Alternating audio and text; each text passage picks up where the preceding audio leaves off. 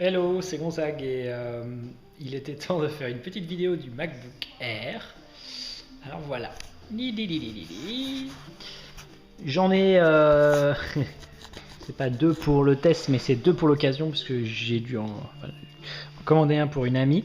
Donc j'ai un 11 pouces ici et un 13 pouces. Alors, comme vous pouvez le constater dans un instant, si j'aligne bien les boîtes, elles sont assez proches en taille et assez grande.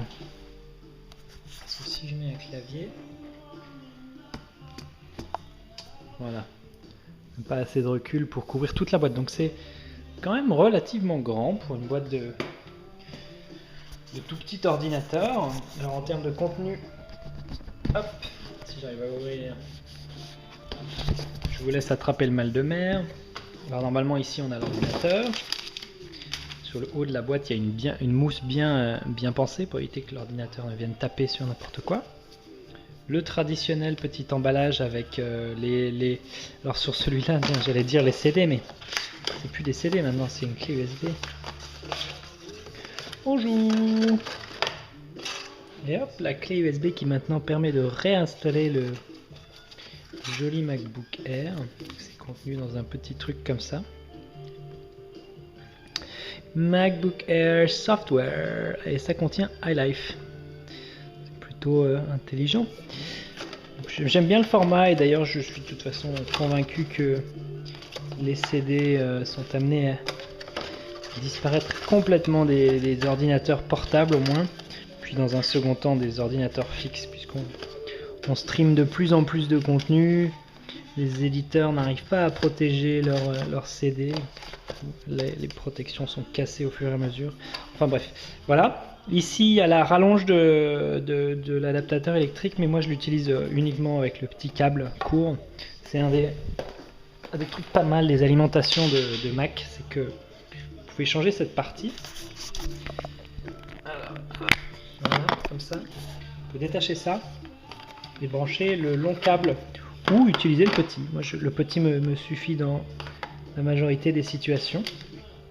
On note aussi que le chargeur des MacBook Air, et ça c'est pas nouveau, est plus petit que les chargeurs de MacBook Pro, ce qui nécessite moins de puissance. Alors, il paraît que c'est pas très bon de brancher un MacBook Air sur un chargeur de MacBook Pro. Personnellement, ça m'a jamais trop choqué. Je changerai ça après. Alors voilà, on a un joli MacBook Air 11 pouces ici. Il est vraiment tout mimi, tout fin. Quand je dis fin, je ne mâche pas mes mots. On va le faire sur une surface blanche. Ce sera plus sympa. Voilà. J'ai très peur de l'abîmer. C'est vraiment assez fin. C'est du même ordre que le Sony X11 qu'on oublie à tort et que j'avais essayé et sur lequel j'ai pas fait d'article. Je m'en excuse auprès de Sony. Faudrait que je remédie à ce souci. C'est vraiment un ordinateur très fin et léger. Voilà. C'est pas aussi léger qu'un X11, pour revenir au Sony qui faisait 700 grammes. Alors celui-ci fait 1 kg et 30 grammes si je ne m'abuse. Voilà, donc ça c'est le 11 pouces. On va se sortir le 13 pouces aussi tant qu'on y est. Toc. Voilà. Alors, le 13 pouces fait tout de suite très grand hein, quand on a eu le 11 en main.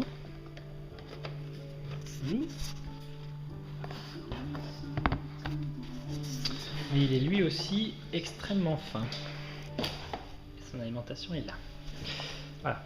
Alors, pour vous les mettre côte à côte.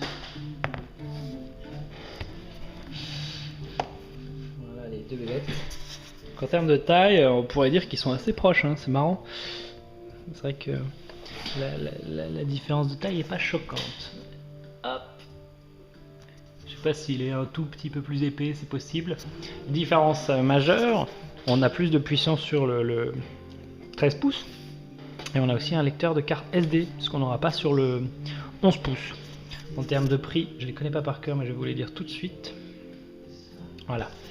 Le 11 pouces avec 64 Go de mémoire vive et la configuration de base est à 999 €, donc 1000. Et celui-là en config de base est quand même à 1300. Il commence avec un disque de 128 Go et un processeur plus puissant. Alors en termes de taille, nous c'est le 11 pouces qui nous intéresse le plus. Moi j'avais déjà un MacBook Pro 13 pouces que j'ai vendu, donc je suis passé sur ce nouveau petit parce que pour voyager c'est quand même assez pratique.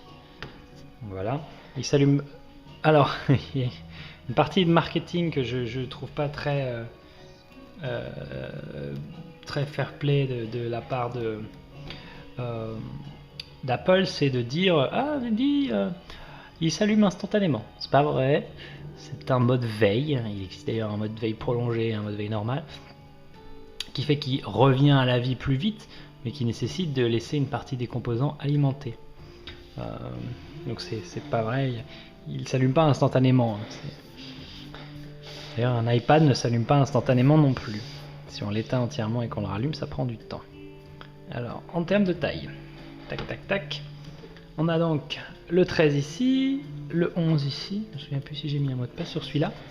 Et alors vous allez remarquer un truc, c'est que le clavier est identique en taille, sauf les touches du haut, sauf sur le 13 pouces c'est exactement la même taille. C'est vraiment pile poil le même clavier que là. Ce qui est génial sur un ordinateur tout petit comme ça, c'est que du coup le confort de frappe est maintenu, et aussi l'expérience, puisque si vous avez l'habitude d'utiliser ça au quotidien, quand vous êtes avec votre portable, vous n'avez pas à retrouver l'endroit où sont les touches.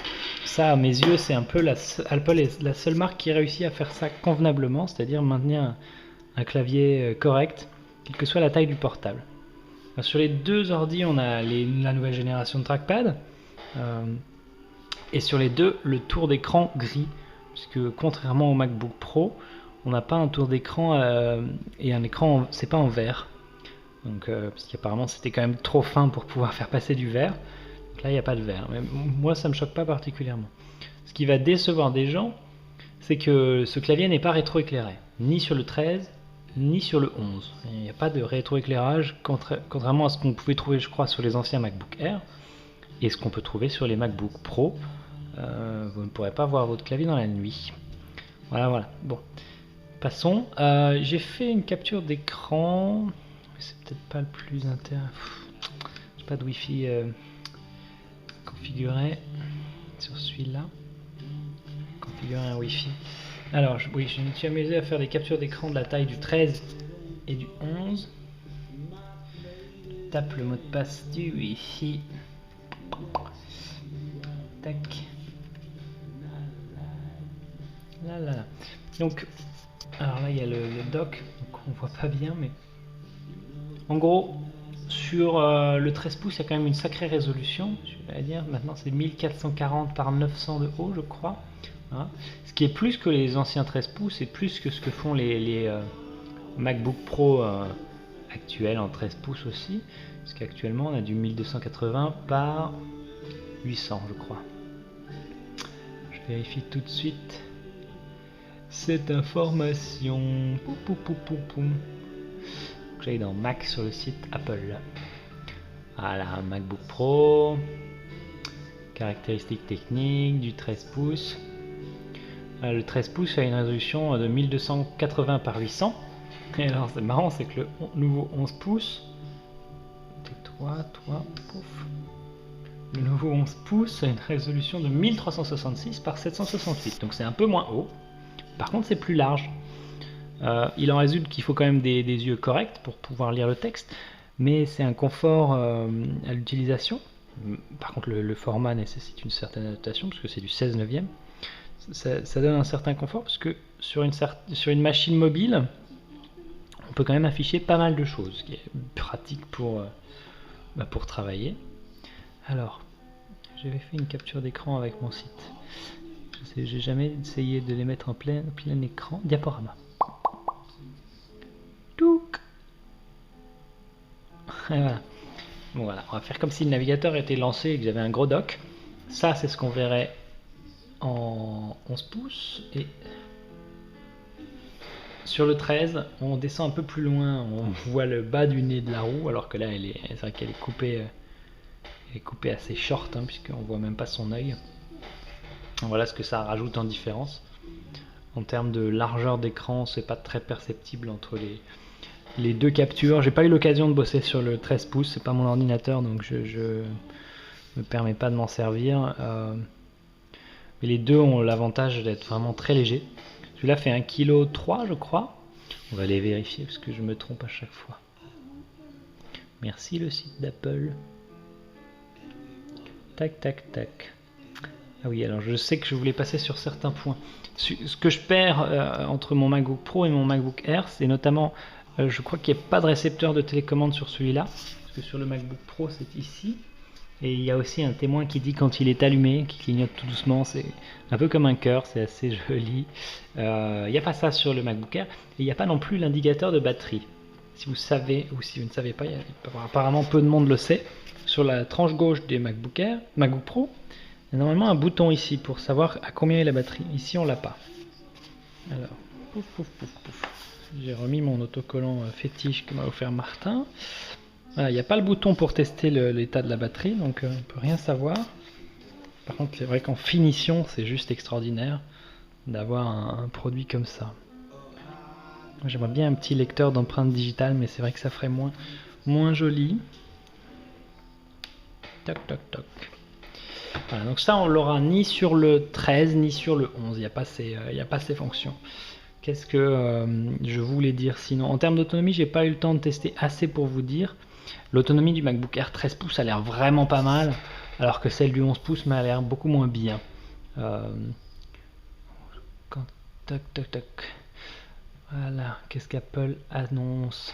Apple annonce 5 heures d'autonomie, jusqu'à 5 heures d'autonomie sur celui-ci, et jusqu'à 7 heures sur celui-là. J'ai l'impression que la batterie du MacBook Air 13 pouces est bien plus costaud que celle du 11 pouces. Qu'est-ce que j'oublie, dis donc? J'oublie certainement des choses. Oui, moi je me le suis pris avec un SSD 128 Go qui est suffisant pour mettre la suite Adobe, divers outils de travail, une Dropbox. Et le reste est stocké sur Internet pour la plupart, donc c'est pas particulièrement gênant. Un point que j'ai pas à noter, tiens, par rapport aux anciens MacBook Air. Sur les anciens MacBook Air, tous les ports étaient sur la droite dans une petite trappe qui s'ouvrait. Et il n'y avait qu'un port USB. Maintenant, il y a les deux. Et c'est beaucoup plus accessible parce qu'on peut tout brancher en même temps. L'espacement entre les divers ports sur le précédent MacBook Air était un peu problématique pour ses utilisateurs.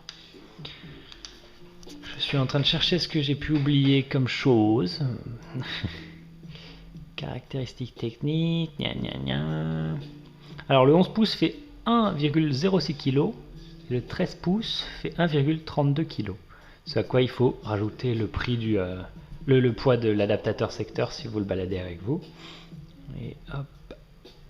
Et on peut avoir des processeurs qui vont de 1,4 à 1,6 GHz sur le 11 pouces avec 3 mégaoctets de mémoire cache et de 1,86 à 2,13 GHz avec 6 mégas de mémoire cache sur le 13 pouces. J'arrive plus à parler, il est un peu tard.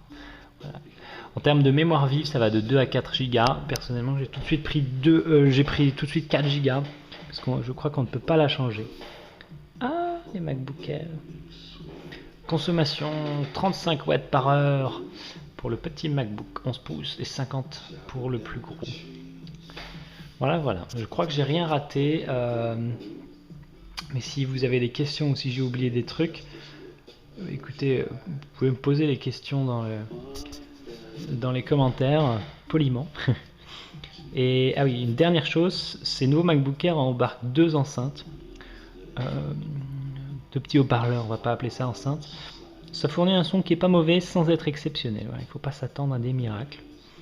Mais je suis plutôt content de mon achat, c'est tout petit.